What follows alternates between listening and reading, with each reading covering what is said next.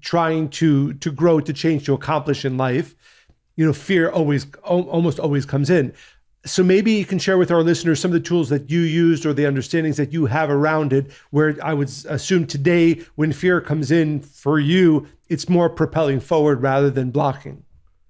Absolutely. So first of all, I think you have to identify what you're fearful of, because there's different fears. So you've got fear of rejection, fear of not fitting in, the imposter syndrome. So these are all different elements of fear that I think through.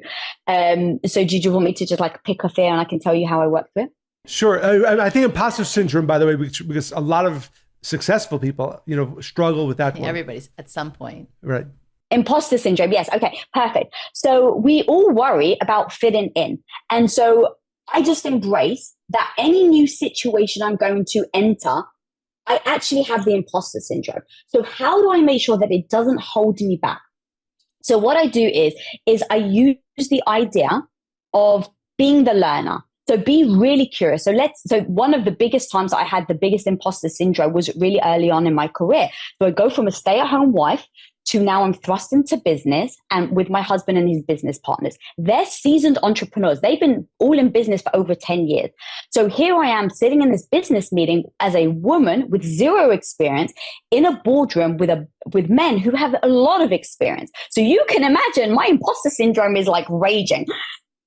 And that caused me to not speak up. That caused me to not question anything because I didn't want to be seen, because God forbid anybody saw that I was fearful. After I left that meeting, I was like, it didn't serve me. I didn't learn anything because I didn't ask questions. I was so worried about looking silly and bad that I didn't participate. And so what was the purpose of me even being in that meeting? So I go, okay, this imposter syndrome doesn't serve me. So I'm always, does it serve me? Yes or no? If it does, then you use it. If it doesn't, then you don't.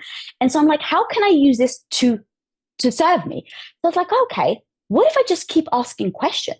What if instead of going in there really fearful, what if I go in saying, I don't know what I'm doing, so I'm going to go in there and be the learner. So what can I learn? Right? So now even just the idea, that shifting of the way that you think, now imagine I go into the room, oh my God, I have no idea what I'm doing. I'm not seasoned. I have no idea.